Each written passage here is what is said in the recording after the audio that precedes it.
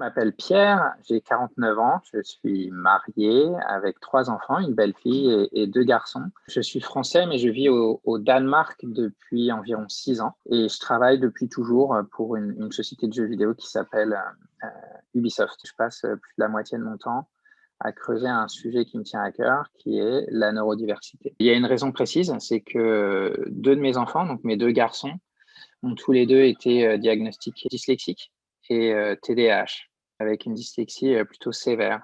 En découvrant plus en profondeur ce qu'est la dyslexie, ce qu'est le TDAH, c'est assez clair pour moi aujourd'hui que je colle plutôt bien à la description d'une personne qui est TDAH. Il y a eu pas mal d'étapes. En fait, ça a commencé avec mon premier fils. Il avait beaucoup de difficultés. L'absence du langage générait pas mal de violence et d'agressivité. Et à ce moment-là, avec ma femme, qui est psychologue, on a décidé de déclencher une intervention de l'orthophoniste plutôt que d'habitude. Ça a été assez intense pendant plus de 3 ans et ça lui a permis, en fait, au final, de pouvoir se débrouiller correctement dans le cursus scolaire pendant tout le primaire, jusqu'à ce qu'on bouge au Danemark, où il a fini son primaire. Et l'entrée au collège, ça a été un mur de difficultés. On a poussé pour pouvoir mettre en place un aménagement. Il étudie dans un lycée français au Danemark. Ça implique toutes les démarches pour obtenir un dossier MDPH, même si on vit à l'étranger. Ça implique aussi rencontrer chaque professeur un à un pour leur expliquer qui est Milan, c'est le nom de mon fils, avec parfois des surprises.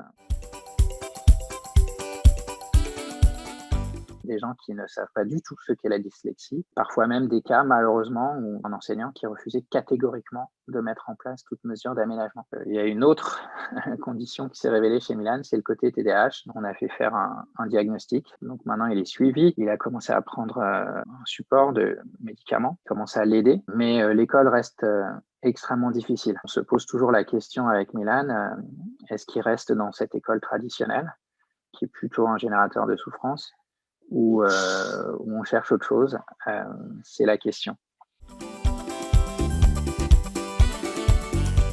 Quand on est arrivé au Danemark, il est rentré en école primaire, toujours dans le système français. Et là, les choses ont commencé à se dégrader. Donc lui aussi, il est diagnostiqué dyslexie et TDAH, cette fois-ci vraiment TDAH jusqu'au bout des ongles. On est tombé sur 2 enseignants qui étaient absolument incapables d'inclure dans leur classe des enfants différents. Ils l'ont traumatisé et ils ont détruit sa self-esteem. Au cours de ces 2 années, la situation de Simon s'est dégradée.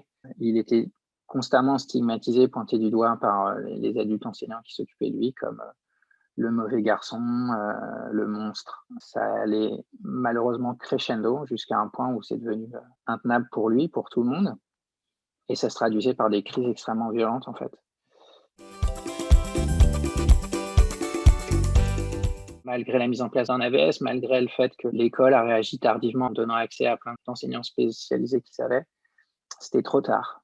Et donc l'école ne savait plus quoi faire de Simon. Il s'est retrouvé interdit de participer à une sortie scolaire et mon enseignement n'a absolument pas le droit d'interdire à un enfant de joindre une sortie scolaire, de par sa situation personnelle ou son handicap. Le pire étant que, bien sûr, au retour de cette sortie scolaire, ils ont passé toute la semaine à commenter en détail comment s'est passée la sortie scolaire. Moi, j'appelle ça de l'exclusion, en fait, déguisée. On a trouvé une structure alternative au Danemark. C'est une classe unique, c'est un petit groupe, c'est une école très inclusive et qui construit l'enseignement autour des enfants. Et ça lui a fait un bien fou. Aujourd'hui, c'est plus la même personne, notamment en confiance en lui, en estime de soi. La situation a radicalement changé, donc il se retrouve dans un environnement qui est beaucoup plus positif pour lui ou dans lequel il peut s'épanouir, en tout cas une évolution et une progression.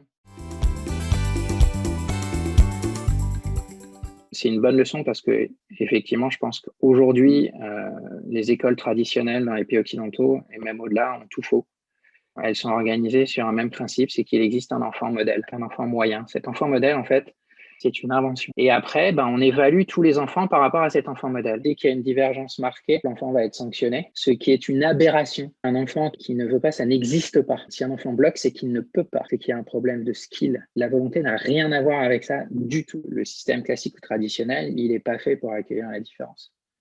Ou alors, il crée des boîtes spéciales pour accueillir la différence. Quand on est prêt à essayer de s'adapter à l'enfant, il y a plein de choses qui sont possibles.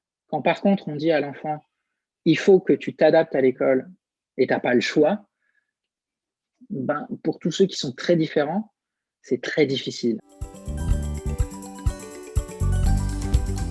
J'ai pas toujours été aussi engagé ou motivé sur le sujet. On passe par plusieurs phases, par l'incrédulité, on n'a pas envie d'y croire.